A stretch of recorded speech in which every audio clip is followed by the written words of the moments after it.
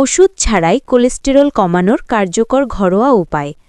Oats ও লাল চালের ভাত খারাপ কোলেস্টেরল বা এলডিএল কমাতে সাহায্য করে।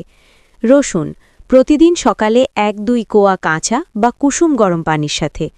লেবু পানি সকালে খালি পেটে। অলিভ অয়েল বা সরিষার তেল রান্নায় ব্যবহার করুন।